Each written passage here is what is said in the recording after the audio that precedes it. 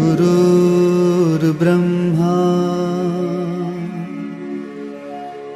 गुरुर्विष्णु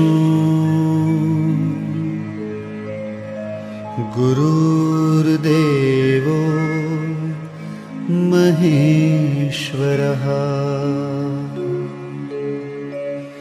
गुरु साक्षात्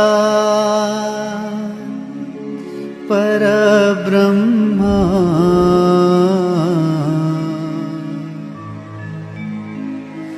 तस्मै श्री गुरुवे नमः।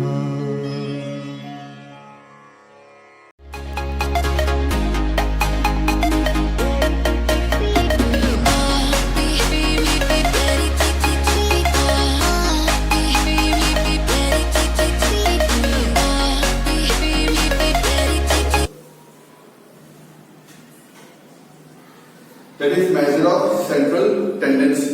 In this particular chapter, we will be learning about mean, median, mode, geometric mean, then combined mean, then weighted mean, then quartiles, deciles, percentiles. Okay. Hello everyone. We'll be seeing the formula which is to be applied when. Okay. So mean, as you all know, if it is raw data, only xi is given, you got to apply the formula sigma xi upon n. Or shortcut, then it is x bar equal to a plus sigma di upon n. Only xi दिया है तो group data दिया है तो आपको करना है fi xi दिया है, xi और fi दे के रखा है तो आपको करना है x bar equal to sigma fi xi upon n और x bar equal to a plus sigma fi di upon n. Okay, और क्लासेस दिया है तो multiply by c. Okay, combine mean की फॉर्मूला x बार से equal to n1 x bar 1 plus n2 x bar 2 plus चलता रहेगा जितने भी n दिए होंगे x बार दिए होंगे upon n1 plus n2 plus n3 जितने भी होंगे वो चलते रहेंगे. वेटेड मीन x बार w से रिप्रेजेंट यहाँ पे करते हैं. w1 x1 plus w2 x2 plus w3 x3 चलता रहेगा ये भी upon w1 plus w2 plus w3 और else you can say sigma wi xi upon sigma wi. Okay, geometric mean g equal to square root x1 into x2. जितने number दिए होंगे वो number बाहर पुट अप करेंगे. जब 4 number दिए तो 4 under root x1 into x2 into x3 into x4. Okay, तो आपको ऑलरेडी पता है किस तरीके से मुझे पुट अप यहाँ पे करना है. देन पोजिशनल एवरेज के अंदर we have seen median, quartile, decile, percentile. Median की फॉर्मूला अगर डिस्क्रीट नंबर दिया है, रॉ डेटा दिया है, xi या xi fi दिया है तो आपको करना है n+1 upon 2th observation. Only xi दिया है तो आपको असेंडिंग ऑर्डर में उसको अरेंज यहाँ पे करना है और फिर देख के आपको सॉल्व करना है. अगर xi fi दिया है तो आपको cfi ड्रॉ करना है. ठीक है, फिर n+1 अपॉन 2th ऑब्जर्वेशन का जो भी आपका आंसर यहाँ पे आता है वो cfi में चेक करो, representing xi is your answer. तो यही मेथड आपको सभी में अप्लाई करनी है. क्लासेस दिया है तो median equal to l plus n upon 2 minus cfi upon f into c. पहले आपको n upon 2th observation find कर लेना है, उसको cfi में देखना है कहाँ पे आता है, अंडरलाइन कर लो उसको यहाँ पे और फिर 1 बाय 1 आप सारे वैल्यूज़ पुट अप यहाँ पे कर लीजिए. ओके, क्वार्टाइल्स में divide by 4, quartiles 1 2 and 3 find करना होता है. डेसाइल्स 1 से लेके 9 तक फाइंड करना होता है और परसेंटाइल 1 से लेके 99 तक फाइंड करना होता है. ठीक है, आपको जो भी देखे रखा होगा वो उस तरीके से फाइंड करना है. Method is the same only for median जो है वही क्वार्टर्स करना है, डिसाइड करना है, पर्सनल वही करना है, बस सिर्फ नंबर चेंज होते रहते हैं. That's you have to keep in mind. Then coming the mode. Okay, अगर ओनली xi दिए तो हाईएस्ट रिपीटेड नंबर जो है सबसे ज़्यादा बार रिपीट यहाँ पे हो तो दैट इज़ अ मोड. अगर xi fi दिया है तो जो आपकी फ्रीक्वेंसी जिसकी सबसे ज़्यादा बड़ी होती है वो आएगी आपके सामने. xi जो होगा वो होगा आपका मोड. अगर क्लासेस दिया तो चेक करना है क्लास लेंथ इक्वल है कि नहीं है. क्लास लेंथ इक्वल है तो got to apply the formula l plus F M minus F one upon 2 into F M minus F one minus F two multiply by C. Class length same है और highest number एक ही होना चाहिए, दो नहीं एक ही होना चाहिए हाईएस्ट नंबर. ओके, तो आपको ये फॉर्मूला अप्लाई करना ही है. दोनों कंडीशंस फुलफिल होती है तो ठीक है, दोनों कंडीशन फुलफिल होती है तो क्लास लेंथ भी आपका सेम होना चाहिए, हाईएस्ट नंबर फ्रीक्वेंसी के अंदर भी आपका एक ही होना चाहिए. तो ये आपको ये फॉर्मूला अप्लाई करनी है विद दैट. और अगर ऐसा नहीं होता, दोनों में से कोई भी कंडीशंस एक भी फुलफिल नहीं होती है, सपोज दैटली क्लास लेंथ अनइक्वल हो तो भी आप ये फॉर्मूला अप्लाई नहीं कर पाओगे। तो आपका एम्पिरिकल फॉर्मूला अप्लाई करना है, that is M equal to 3m minus 2x bar. In this case आपको मीन भी फाइंड करना है, मीडियन भी फाइंड करना है, जो आपको ऑलरेडी पता है किस तरीके से फाइंड यहाँ पे करते हैं। With this will be attaching section D, E and F. You got to solve the sums along with this. Okay, even in the short sums and everywhere. Okay, आपको ये हेल्पफुल होगा कि कौन सी फॉर्मूला मुझे कब पे अप्लाई करनी है। Thanks, keep watching the video till the end. Chapter number 3, measure of central tendency, section F. Solve the following. The data about marks scored by 55 students from a school are given below. Marks दिया है, number students दे के रखा है। So first column will be for marks, second column for number of students. Okay, the question they have asked is if 30% students failed in the examination what are the passing marks. Okay, so 30% you can say P30 find कर लो या D3 find कर लो, it's one and the same thing, you already know that. Supposedly आप D3 find करते हो तो formula will be L plus 3n upon 10 minus CFI upon F into C। ये फॉर्मूला अप्लाई करके पहले आपको 3n अपॉन 10 की वैल्यू फाइंड करनी है, फिर CFI का कॉलम जो आपने बनाया है उसमें चेक करना है कहाँ पे आता है, and based on that formulas में वैल्यूज अप्लाई करनी है और D3 की वैल्यू आपको फाइंड कर लेनी है। आपका जो भी D3 का आंसर आता है, सपोज D3 का आंसर आपका आया 27, सपोजटली D3 का आंसर आपका आया 27। ओके, तो क्या लिखना है, maximum marks among failing students is 27। Okay, क्या लिखना है, maximum marks among failing students is 27, hence 28 marks would be required for passing. Understood. तो ये आपको फेलिंग का दिखा है, तो एक नेक्स्ट प्लस उसमें 1 कर दो, वहाँ से वो पासिंग हो जाएगा। आपका D3 का आंसर जो भी आता है 27 आया तो 28 is the passing. Okay, number 2, if top 5% students are to be selected for scholarship, find the lowest marks among them. Top 5% मतलब आपको फाइंड करना है P95। टॉप 5% मतलब आपको फाइंड करना है P95। So P95 equal to L plus 95n upon 100 minus CFI upon F into C।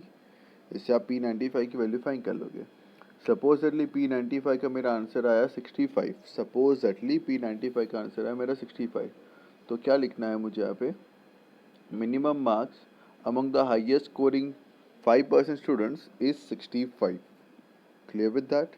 Okay, question number 2, two bands of tires are to be compared for the mean life. Okay, we got to compare with the mean life. For the following data are available. Life in 1000 kilometers, तो इसको पहला column ले लेंगे class लिख के। The number of tyres of brand ए, तो frequency 1 FI लिख देंगे, बाजू ब्रैकेट में A लिख देंगे। ओके, और नंबर ऑफ ब्रांड्स बी, तो क्या करेंगे, पहले 1 बाय 1 सॉल्व करेंगे। ओके, पहले क्लास लिखा, फिर फ्रीक्वेंसी की ब्रांड ए की, फिर मिड वैल्यू फाइंड किया, फिर FI XI फाइंड कर लो, then x bar equal to sigma FI XI upon n से मीन मिल गया ब्रांड ए का। देन अगेन बाजू में लाइन ड्रॉ करके वापस से FI लिख लो, फ्रीक्वेंसी लिख लो। ओके, ब्रांड बी की, फिर मिड वैल्यू से अब ब्रांड बी की फ्रीक्वेंसी को मल्टीप्लाई करो, FI XI मिल जाएगा। अब इसकी मीन फाइंड करो, X bar equal to sigma FI XI upon N. अब दोनों का जो मीन का आंसर आया है, जिसका मीन का आंसर बड़ा हो, जिसका मीन का आंसर बड़ा हो, ठीक है, तो उसमें लिखना है, सपोज पहले ब्रांड बी का बड़ा आया तो brand B tyres are better, ऐसा करके आपको लिख देना है। Okay, question number 3, the distribution of sale of cars of a company on different days is as follows. Find the mode of the for the number of cars sold using an appropriate formula. आपको mode find करना है, आपको देके रखा है number of cars देके रखा हुआ है। ओके, तो कॉलम पहला बनेगा नंबर ऑफ कार्स का, सेकंड कॉलम बनेगा नंबर ऑफ डेज का। As I can see unequal data देके रखा हुआ है और मोड फाइंड करने को बोला गया है, तो आपको एम्पिरिकल फार्मूला अप्लाई करनी पड़ेगी, that is MO equal to 3m minus 2x bar. तो पहला कॉलम आप बनाओगे मिड वैल्यूज, फिर बनाओगे FI XI, तो इससे आपको मीन मिल जाएगा sigma FI XI upon n से। फिर आप CFI फाइंड कर लोगे, CFI फाइंड करने के बाद ओके आप मीडियन की फॉर्मूला लिखोगे l plus N upon two minus C F I upon F into c, इससे आपको मीडियन मिल जाएगा। जैसे आपको मीन और मीडियन अवेलेबल हो जाता है, put the value of mean and median into the formula, empirical formula MO equal to 3 into m, 3 into median minus 2 into x bar, you will get your answer. Okay. Number 4, the wheat crop grown per acre by farmers in different parts of a state is given below. Okay, wheat crop per acre in quintals, तो पहला column ये बनाऊंगा। Second column number of farmers as f i, we got to find mean and median. उसके बाद first column बनाऊंगा mid value, next column बनाऊंगा f i x i. Okay, तो x bar equal to sigma f i x upon n से find कर लूँगा अपना mean. Median equal to l plus N upon two minus C F I upon F into सी से find कर लूँगा अपना median. Okay, then question number 5, the distribution of age of 150 spectators in a theatre is as follows.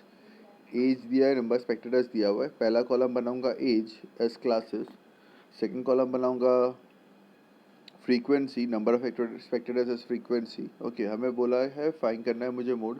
Graphically नहीं करूँगा मैं, यहाँ पे formula से ही करूँगा, तो don't go for the answer जो आपको पीछे दे के रखा है। ओके, तो what is the highest number 52 as I can see, that will become my F M, 19 will become my F1 and 34 will become my F2। तो MO equal to L plus F M minus F1 upon 2 into F M minus F1 minus F2 multiply by C. Okay. Number 6, the producer believes that the mode of his daily production is 70. The distribution of production for the data obtained after making some changes in the design of the produced units is as follows. Number of units आपको देखे रखा है, as classes लूँगा first column, number of days frequency as second column. Okay, I will find the mode. मैं पहले इसमें mode यहाँ पे फाइंड कर लूँगा। मोड फाइंड करने के बाद मैं चेक करूँगा, अगर मेरे मोड का आंसर अगर 70 से ऊपर आता है तो I write down the value of mode has increased. अगर 70 के ऊपर आता है तो इंक्रीज, अगर 70 से नीचे आता है तो decreased. Next, the data for sales of oil tins of two company sold in a shop are as follows, which shows the sale of 40 days. तो नंबर ऑफ ऑयल टिन्स आपको देखे रखा है, will consider as class first column. Number of days company X को लूँगा मैं सेकेंड कॉलम फ्रीक्वेंसी। ठीक है, देख लेते हैं हमें क्या फाइंड करना है। इफ मीडियन हमें फाइंड करना है, is use to compare the sales which company can be said to have high sale. Okay, पहले क्लास ले लिया, फिर फ्रीक्वेंसी एक्स का ले लूँ, कंपनी एक्स का ले लूँगा, then C F I draw कर लूँगा। तो मीडियन की formula L plus N upon two minus C F I upon F into सी से मैं पहले मीडियन फाइंड कर लूँगा कंपनी एक्स का, देन कंपनी वाई का फ्रीक्वेंसी लिखूँगा। ओके, कंपनी वाई की फ्रीक्वेंसी लिखूँगा, फिर इसकी सी एफ आई फाइंड करूँगा, फिर इसके बेस पे वापस से मीडियन फाइंड करूँगा, L plus N upon two minus C F I upon F into C. अब दोनों में से जिसका मीडियन यहाँ पे ज़्यादा होगा, सपोज कंपनी एक्स का मीडियन यहाँ पे ज़्यादा है, तो लिख दूंगा company X has higher sale. Okay, next question number 8, the distribution of age in complete years at the time of marriage of 50 married man is as follows. Okay, हमें age दे के रखा है, तो पहला column as class will be taken as age, number of man frequency हम लोग ले लेंगे। Okay, second column will be frequency. हमें मोड फाइंड करना है, तो highest class length as I can see it is equal 21, 24, 27, 30, 33, तो ये इक्वल क्लास लेंथ वाला ही है। Okay, so my F M will be 21, F1 will be 6 and F2 will be 15। Okay, हम ग्राफिकल मेथड से नहीं करेंगे, हम फॉर्मूला एप्लीकेशन यहाँ पे करेंगे। So L plus F M minus F1 upon 2 into F M minus F1 minus F2 multiply by C. Class length यहाँ पे 3 का आपको देखे रखा है, 21, 22, 23 इंक्लूसिव क्लास है।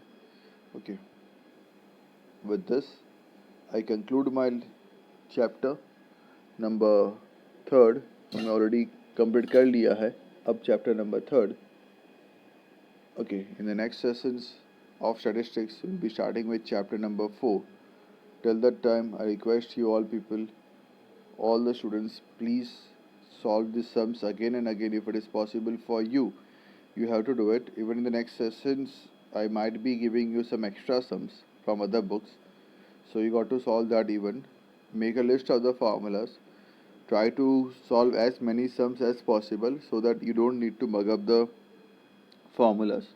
जितनी आप प्रैक्टिस करोगे उतना आपको फार्मूला ऑटोमेटिकली लर्न होगा. अब मगअप करने बैठोगे फार्मूला को तो सॉरी टू से आप 2 दिन में या एक ही महीने में आप भूल जाओगे. So I request you all to solve the sums as many as possible. एक ही फार्मूला की आप 4-5 सम्स कर सॉल्व कर लो वापस से एक बार, तो आपको फार्मूला से भी याद हो जाएगी और लगे हाथ आपको सम पे भी परफेक्शन आ जाएगा.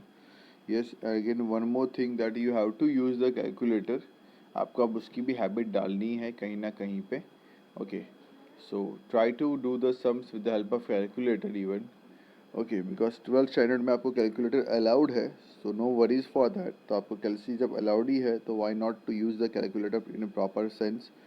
ओके, तो बेटर ना हमारे हाथ भी जैसे आपके मोबाइल पे हाथ चलते हैं फटाफट बिना देखे, वैसे आपके कैलसी पे भी हाथ चलने स्टार्ट हो जाने चाहिए. Okay, so with this I conclude the chapter from textbook itself. Thanks for the cooperation and support. Stay home, stay safe and keep learning.